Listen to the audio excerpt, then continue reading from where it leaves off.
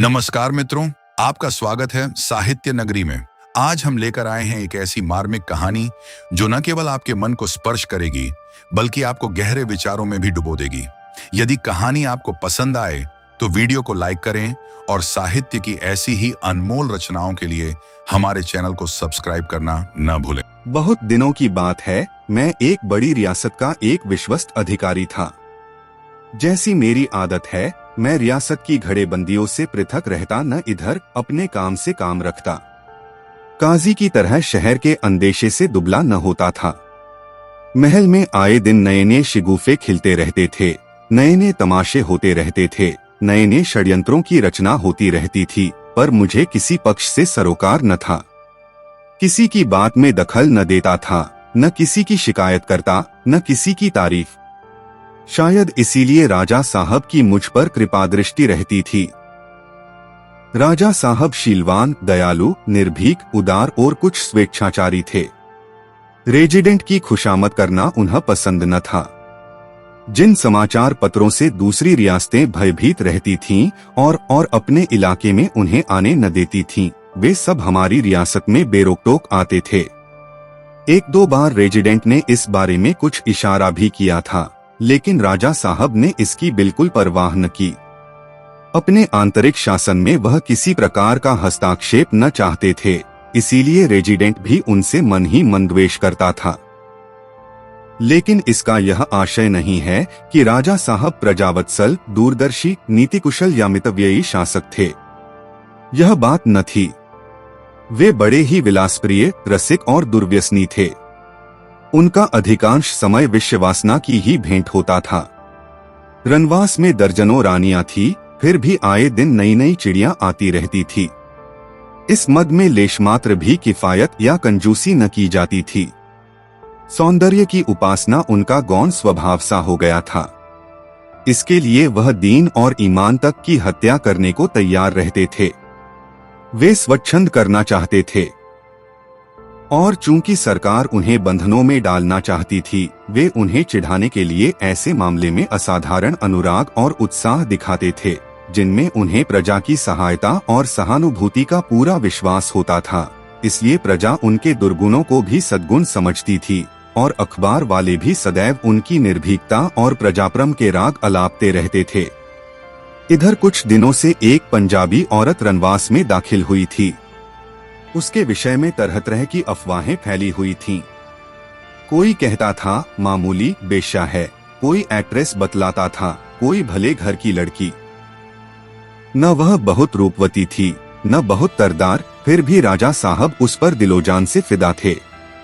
राजकाज में उन्हें यूं ही बहुत प्रेम न था, मगर अब तो वे उसी के हाथों बिक गए थे, वही उनके रोम रोम में व्याप्त हो गई थी। उसके लिए एक नया राजप्रसाद बन रहा था। नित नए नए उपहार आते रहते थे। भवन की सजावट के लिए यूरोप से नई नई सामग्रियां मंगवाई थी। उसे गाना और नाचना सिखाने के लिए इटली, फ्रांस और जर्मनी के उस्ताद बुलाए गए थे। सारी रियासत में उसी का डंका बजता था।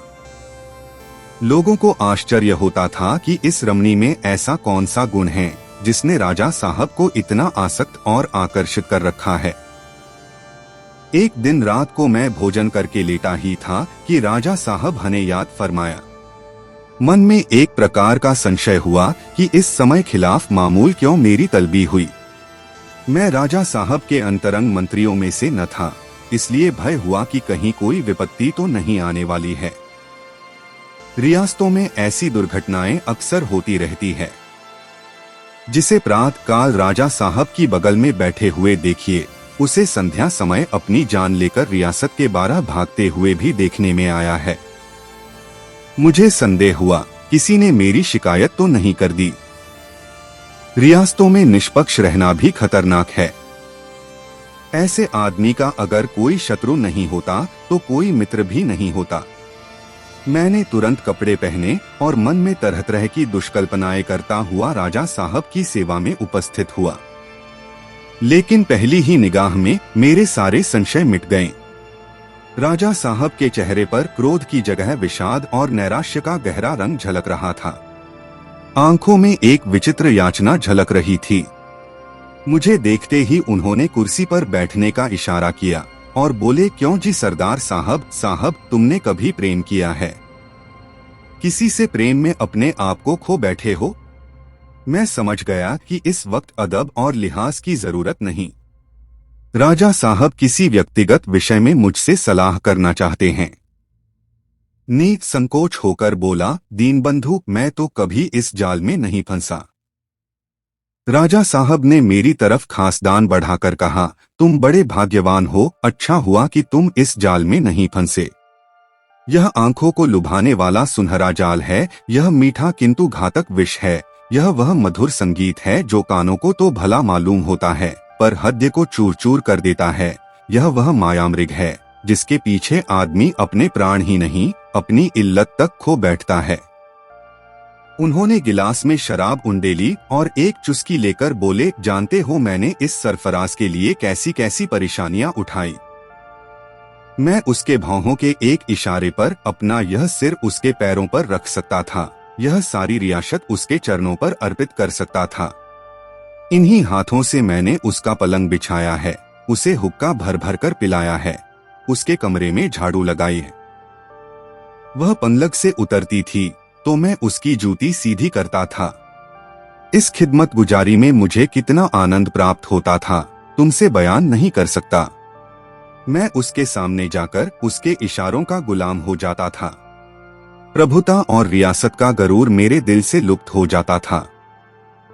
उसकी सेवा शुश्रूषा में मुझे तीनों लोक का राज मिल जाता था, पर इस जालिम ने हमेशा मेरी उपेक्षा की। शायद वह मुझे अपने योग्य ही नहीं समझती थी। मुझे यह अभिलाषा ही रह गई है कि वह एक बार अपनी उन मस्तानी रसीली आंखों से, एक बार उन इरिगुर भरे हुए होठों से मेरी तरफ मुस्कुराती। मैंने समझा था शायद वह उपासना की ही वस्तु हैं, शायद उसे इन रहस्यों का ज्ञान नहीं। हाँ, मैंने समझा था शायद अभी अल्हड़पन उसके प्रेमोद्गारों पर मुहर लगाए हुए है। मैं इस आशा से अपने व्यथित हृदय को तस्कीन देता था कि कभी तो मेरी अभिलाषाएं पूरी होंगी, कभी तो उसकी सोई हुई कल्पना जागेगी। राजा साहब एकाएक चुप हो गए। फिर कदे आदम शीशे की तरफ देखकर शांत भाव से बोले, मैं इतना कुरूप तो नहीं हूं कि कोई रमणी मुझसे इतनी घृणा करे। राजा साहब बहुत ही रूपवान आदमी थे। ऊंचा कद था, भरा हुआ बदन, सेव का सा रंग चेहरे से तेज झलकता था। मैंने निर्भीक होकर कहा, इस विषय में तो प्रकृति ने हुजूर के साथ बड़ी उदारता के साथ काम लिया है। राजा साहब के चेहरे पर एक क्षीण उदास मुस्कुराहट दौड़ गई, मगर फिर वही नैराश्य छा गया। बोले, सरदार साहब, मैंने इस बाजार की खूब सैर की है। सम्मोहन और वशीकरण के जितने लटके हैं उन सबों से परिचित हूँ, मगर जिन मंत्रों से मैंने अब तक हमेशा विजय पाई है वे सब इस अवसर पर निरर्थक सिद्ध हुए। अंत को मैंने यही निश्चय किया कि कुमा ही अंधा है, इसमें प्यास को शांत करने की सामर्थ्य नहीं। मगर शोक कल मुझ पर इस निष्ठुरता और उपेक्षा का रहस्य खुला गया। आह, काश यह रहस्य कुछ दिन और मुझसे छिपा रहता, कुछ दिन और मैं इसी भ्रम, इसी अज्ञान अवस्था में पड़ा रहता। राजा साहब का उदास चेहरा एकाएक कठोर हो गया। उन शीतर नेत्रों में ज्वालासी चमक उठी। बोले, देखिए, ये वह पत्र है जो कल गुप्त रूप से मेरे हाथ लगे हैं। मैं इस वक्त इस बात हकी जांच पड़ताल करना व्यर्थ समझता हूँ कि ये पत्र मेरे पास किसने भेजे, उसे ये कहाँ मिले। अवश्य ही ये सरफराज की अहित कामना के इरादे से भेजे गए होंगे। मुझे तो केवल यह निश्चय करना है कि ये पत्र असली है या नकली। मुझे तो उनके असली होने में अणुमात्र भी संदेह नहीं है। मैंने सरफराज की लिखावट देखी है, उसकी बातचीत के अंदाज से अनभिज्ञ नहीं हूँ। उसकी जबान पर जो वाक्य चढ़े हुए हैं उन्हें खूब जानता हूँ। इन पत्रों में वही लिखावट है। कितनी भीषण परिस्थिति है। इधर मैं तो एक मधुर मुस्कान, एक मीठी अदा के लिए तरसता हूँ, उधर प्रेमियों के नाम प्रेम पत्र लिखे जाते हैं, वियोग वेदना का वर्णन किया जाता है। मैंने इन पत्रों को पढ़ा है, पत्थर सा दिल करके पढ़ा है, खून का घूंट पी पी कर पढ़ा है और अपनी बोटियों को नोच नोच कर पढ़ा है। आंखों से रक्त की बूंदें निकल निकल आई है। यह दगा, यह त्रियाचरित्र, मेरे महल में रहकर, मेरी कामनाओं को पैरों से कुचलकर, मेरी आशाओं को ठुकराकर ये क्रीड़ाएं होती हैं। मेरे लिए खारे पानी की एक बूंद भी नहीं, दूसरे पर सुधाजल की वर्षा हो रही है। मेरे लिए एक चुटकी भर आटा नहीं, दूसरे के लिए शटरस पदार्थ परसे जा रहे हैं। तुम अनुमान नहीं कर सकते कि इन पत्रों की पढ़कर मेरी क्या दशा हुई। पहला उद्वेग जो मेरे हृदय में उठा वह यह था कि इसी वक्त तलवार लेकर जाऊं और उस बेदर्द के सामने यह कटार अपनी छाती में भोंक लूं। उसी के आंखों के सामने एड़ियां रगड़-रगड़ मर जाऊं। शायद मेरे बाद मेरे प्रेम की कदर करे, शायद मेरे खून के गर्म छींटें उसके वज्रकठोर हृदय को द्रवित कर दें। लेकिन अंतस्तल के न मालूम किस प्रदेश से आवाज आई, यह सरासर नादानी है, तुम मर जाओगे और यह छलनी तुम्हारे प्रेमोपहारों से दामन भरे दिल में तुम्हारी मूर्खता पर हंसती हुई दूसरे ही दिन अपने प्रियतम के पास चली जाएगी। दोनों तुम्हारी दौलत के मजे उड़ाएंगे और तुम्हारी वंचित दलित आत्मा को तड़पाएंगे। सरदार साहब, विश्वास मानिए, यह आवाज मुझे अपने ही हृदय के किसी स्थल से सुनाई दी। मैंने उसी वक्त तलवार निकालकर कमर से रख दी। आत्महत्या का विचार जाता रहा और एक ही क्षण में बदले का प्रबल उद्वेग हृदय में चमक उठा। देह का एक एक परमाणु एक आंतरिक ज्वाला से उत्तप्त हो उठा। एक एक रोए से आग सी निकलने लगी। इसी वक्त जाकर उसकी कपटलीला का अंत कर दूं। जिन आंखों की निगाह के लिए अपने प्राण तक निछावर करता था, उन्हें सदैव के लिए ज्योतिहीन कर दूं। उन विषाक्त अधरों को सदैव के लिए स्वरहीन कर दूं। जिस हृदय में इतनी निष्ठुरता, इतनी कठोरता और इतना कपट भरा हुआ हो, उसे चीरकर पैरों से कुचल डालूं। खून सा सिर पर सवार हो गया। सरफराज की सारी महत्ता, सारा माधुर्य, सारा भावविलास दूषित मालूम होने लगा। उस वक्त अगर मुझ मालूम हो जाता कि सरफराज की किसी ने हत्या कर डाली है, तो शायद मैं उस हत्यारे के पैरों का चुंबन करता। अगर सुनता कि वह मरणासन्न है, तो उसके दम तोड़ने का तमाशा करता। खून का दृढ़ संकल्प करके मैंने दोहरी तलवारें कमर में लगाई और उसके शयनागार में दाखिल हुआ। जिस द्वार पर जाते ही आशा और भय का संग्राम होने लगता था, वहां पहुंचकर इस वक्त मुझे वह आनंद हुआ जो शिकारी को शिकार करने में होता है। सरदार साहब, उन भावनाओं और उद्गारों का जिक्र न करूंगा जो उस समय मेरे हृदय को आंदोलित करने लगे।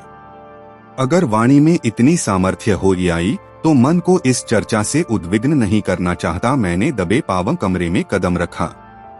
सरफराज विलासमय निद्रा में मग्न थी, मगर उसे देखकर मेरे हृदय में एक विचित्र करुणा उत्पन्न हुई। जी हाँ, वह क्रोध और उत्ताप न जाने कहां गायब हो गया। उसका क्या अपराध है? यह प्रश्न आकस्मिक रूप से मेरे हृदय में पैदा हुआ। उसका क्या अपराध है? अगर उसका वही अपराध है जो इस समय मैं कर रहा हूं, तो मुझे उससे बदला लेने का क्या अधिकार है? अगर वह अपने प्रियतम के लिए उतनी ही विकल, उतनी ही अधीर, उतनी ही आतुर है जितना मैं हूं, तो उसका क्या दोष है? जिस तरह मैं अपने दिल से मजबूर हूं, क्या वह भी अपने दिल से मजबूर रत्नों से मेरे प्रेम को बिसाहना चाहे, तो क्या मैं उसके प्रेम में अनुरक्त हो जाऊंगा? शायद नहीं। मैं मौका पाते ही भाग निकलूंगा। यह मेरा अन्याय है। अगर मुझ में वह गुण होते तो उसके अज्ञात प्रियतम में है, तो उसकी तबीयत क्यों मेरी ओर आकर्षित न होती? मुझ में वे बातें नहीं हैं कि मैं उसका जीवन सर्वस्व बन सकूं। अगर मुझे कोई कड़वी चीज अच्छी नहीं लगती, तो मैं स्वभावत हलवाई की दुकान की तरफ जाऊंगा जो मिठाइयां बेचता है। संभव है धीरे धीरे मेरी रुचि बदल जाए और मैं कड़वी चीजें पसंद करने लगूं। लेकिन बलात् तलवार की नोक पर कोई कड़वी चीज मेरे मुंह में नहीं डाल सकता।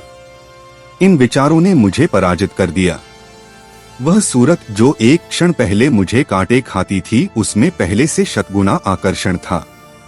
अब तक मैंने उसको निद्रामग्न न देखा था। निद्रावस्था में उसका रूप और भी निष्कलंक और अनिंद्य मालूम हुआ। जागृति में निगाह कभी आंखों के दर्शन करती, कभी अधरों के, कभी कपोलों के। इस नींद में उसका रूप अपनी संपूर्ण कलाओं से चमक रहा था। रूप छटा था कि दीपक जल रहा था। राजा साहब ने फिर प्याला मुंह से लगाया और बोले, सरदार साहब, मेरा जोश ठंडा हो गया। जिससे प्रेम हो गया उससे द्वेष नहीं हो सकता, चाहे वह हमारे साथ कितना ही अन्याय क्यों न करे। जहाँ प्रेमिका प्रेमी के हाथों कत्ल हो, वहाँ समझ लीजिए कि प्रेम न था, केवल विषलालसा थी। मैं वहाँ से चला आया, लेकिन चित्त किसी तरह शांत नहीं होता। तब से अब तक मैंने क्रोध को जीतने की भरसक कोशिश की, मगर असफल रहा। जब तक वह शैतान जिंदा है, मेरे पहलू में एक कांटा खटकता रहेगा, मेरी छाती पर सांप लौटता रहेगा। वही काला नाम फन उठाए हुए उस रत्न राशि पर बैठा हुआ है। वही मेरे और सरफराज के बीच में लोहे की दीवार बना हुआ है। वही इस दूध की मक्खी है।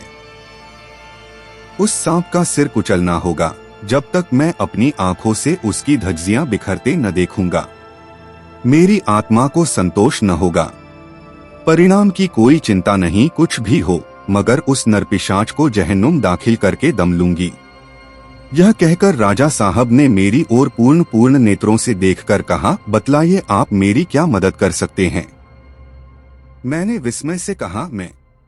राजा साहब ने मेरा उत्साह बढ़ाते हुए कहा, हाँ आप जानते हैं मैंने इतने आदमियों को छोड़कर आपको क्यों अपना विश्वासपात्र बनिया और क्यों आपसे यह भिक्षा मांगी। यहाँ ऐसे आदमियों की कमी नहीं है जो मेरा इशारा पाते ही उस दुष्ट के टुकड़े उड़ा देंगे, सरे बाजार उसके रक्त से भूमि को रंग देंगे।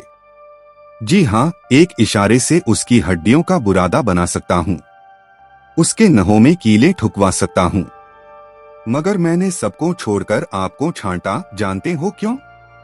इसलिए कि मुझे तुम्हारे ऊपर विश्वास है, वह विश्वास जो मुझे अपने निकटतम आदमियों पर भी नहीं। मैं जानता हूँ कि तुम्हारे हृदय में यह भेद उतना ही गुप्त रहेगा जितना मेरे।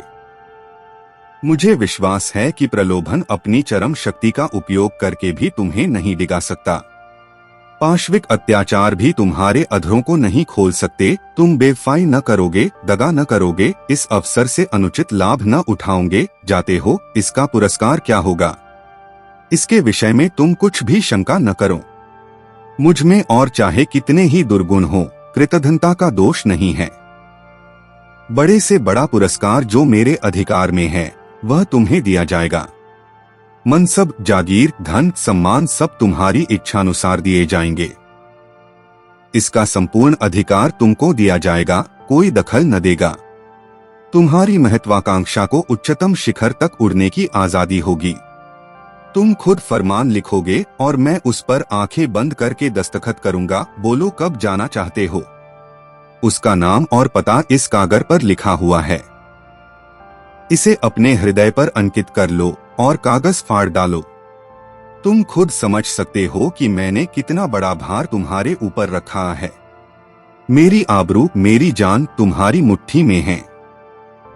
मुझे विश्वास है कि तुम इस काम को सुचारू रूप से पूरा करोगे।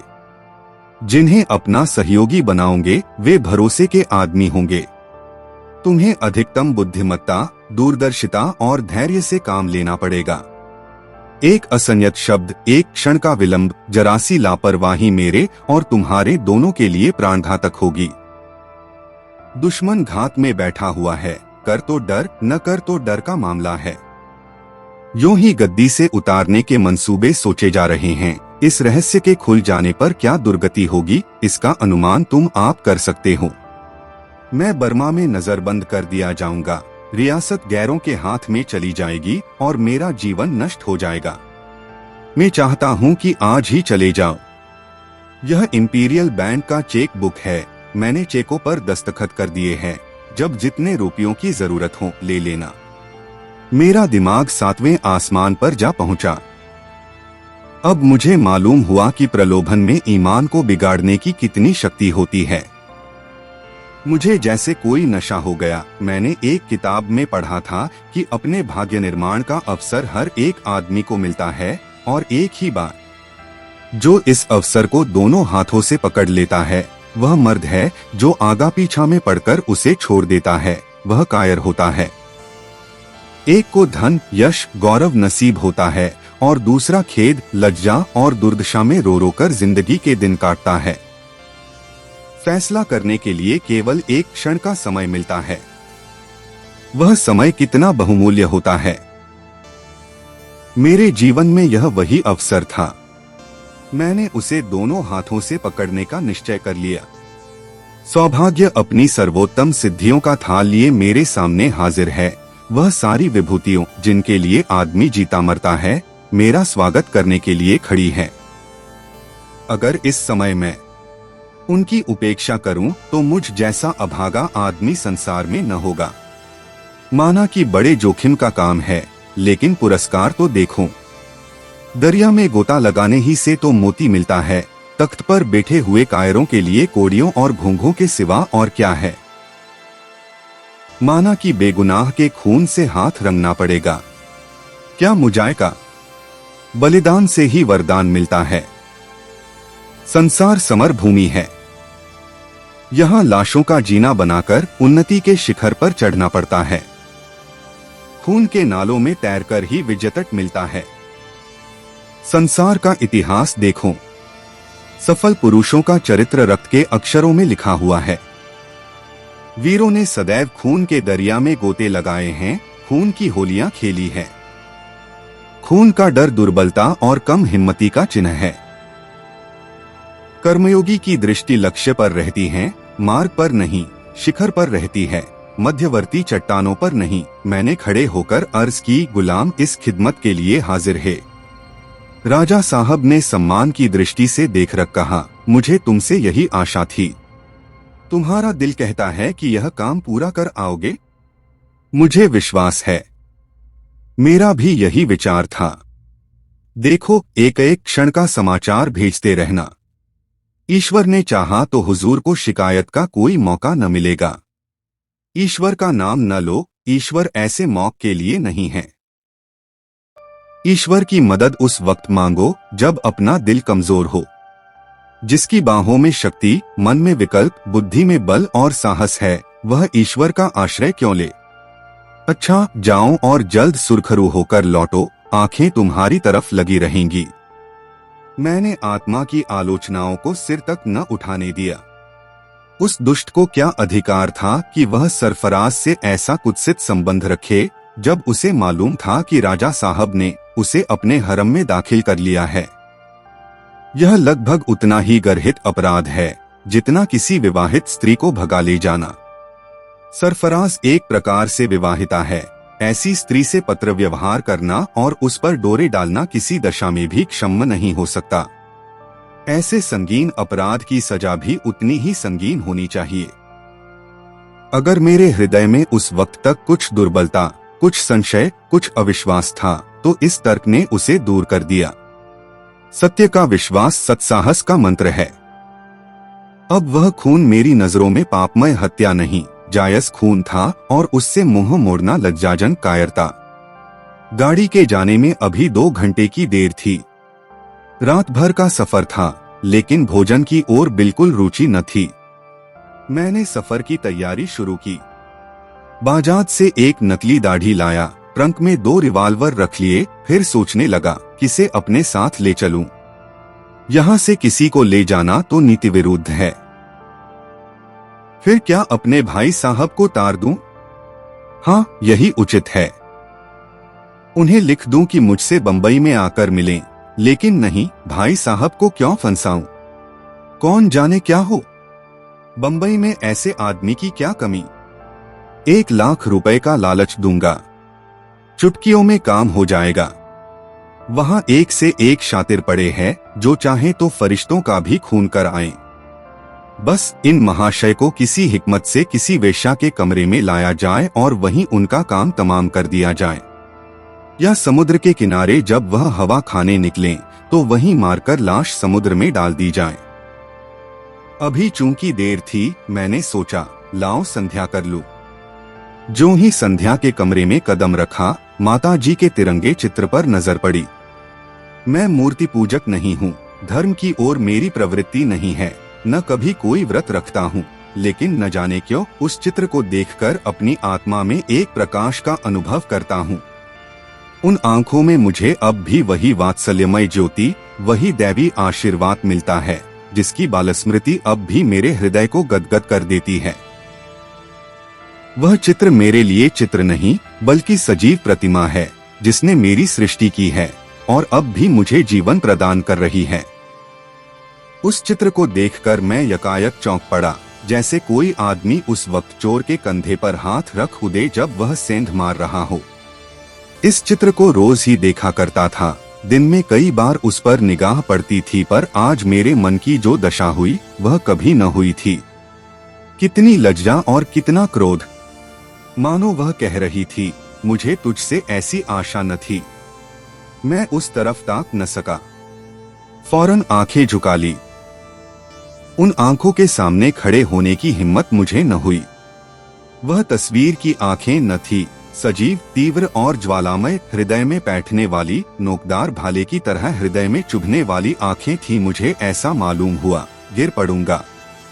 मैं वहीं फर्श पर बैठ गया। मेरा सिर आप ही आप झुक गया। बिल्कुल अज्ञात रूप से, मानो किसी दैवी प्रेरणा से मेरे संकल्प में एक में क्रांति सी हो गई। उस सत्य के पुतले, उस प्रकाश की प्रतिमा ने मेरी आत्मा को सजग कर दिया। मन में क्या क्या भाव उत्पन्न हुए, क्या क्या विचार उठे, इसकी मुझे खबर नहीं। मैं इतना ही जानता हूँ कि मैं एक सम्मोहित दशा में घर से निकला, मोटर तैयार कराई और 10 बजे राजा साहब की सेवा में जा पहुंचा। मेरे लिए उन्होंने विशेष रूप से ताकीद कर दी थी, जिस वक्त चाहूं उनसे मिल सकूं। कोई अड़चन न पड़ी। मैं जाकर नम्र भाव से बोला, हुजूर, कुछ अर्ज करना चाहता हूं। राजा साहब अपने विचार में इस समस्या को सुलझाकर इस वक्त इत्मीनान की सांस ले रहे थे। मुझे देखकर उन्हें किसी नई उलझन का संदेह हुआ। त्योरियों पर बल पड़ गए, मगर एक ही क्षण में नीति ने विजय पाई। मुस्कुराकर बोले, हाँ हाँ कहिए, कोई खास बात? मैंने निर्भीक हेयाकर कहा, मुझे क्षमा कीजिए, मुझसे यह काम न होगा। राजा साहब का चेहरा पीला पड़ गया। मेरी ओर विस्मत से देखकर बोले, इसका मतलब? मैं यह काम न कर सकूंगा। क्यों? मुझ में वह सामर्थ्य नहीं है। राजा साहब ने व्यंग्यपूर्ण नेत्रों से देखकर कहा, शायद आत्मा जागृत हो गई। क्यों? वही बीमारी जो कायरों और नामर्दों को हुआ करती है। अच्छी बात है, जाओ। हुजूर, आप मुझसे नाराज न हो, मैं अपने में वह। राजा साहब ने सिंह की भांति आग्नेय नेत्रों से देखते हुए गर्ज कर कहा, मत बको नमक। फिर कुछ नम्र होकर बोले, तुम्हारे भाग्य में ठोकरे खाना ही लिखा है। मैंने तुम्हें वह अवसर दिया था जिसे कोई दूसरा आदमी दैवी वरदान समझता, मगर तुमने उसकी कदर न की। तुम्हारी तकदीर तुमसे फिरी हुई है। हमेशा गुलामी करोगे और धक्के खाओगे। तुम जैसे आदमियों के लिए गेरुए बाने हैं और कमंडल तथा पहाड़ की गुफा। इस धर्म और अधर्म की समस्या पर विचार करने के लिए उसी वैराग्य की जरूरत है। संसार मर्दों के लिए है। मैं पछता रहा था कि मैंने पहले ही क्यों न इनकार कर दिया। राजा साहब ने एक क्षण के बाद फिर कहा, अब भी मौका है, फिर सोचो। मैंने उसी निशक तत्परता के साथ कहा, हुजूर, मैंने खूब सोचा लिया है।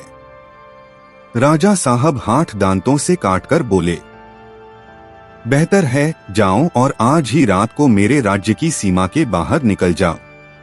शायद कल तुम्हें इसका अवसर न मिले। मैं न मालूम क्या समझकर तुम्हारी जान बख्शी कर रहा हूँ। न जाने कौन मेरे हृदय में बैठा हुआ तुम्हारी रक्षा कर रहा है। मैं इस वक्त अपने आप में नहीं हूं, लेकिन मुझे तुम्हारी शराफत पर भरोसा है। मुझे अब भी विश्वास है कि इस मामले क्या तुम दीवार के सामने भी जबान पर न लाओगे। मैं चुपके से निकल आया और रातों रात राज्य के बाहर पहुंच गया। मैंने उस चित्र के सिवा और कोई चीज अपने साथ न ली। इधर सूर्य ने पूर्व की सीमा में पर्दापण किया, उधर मैं रियासत की सीमा से निकलकर अंग्रेजी इलाके में जा पहुंचा।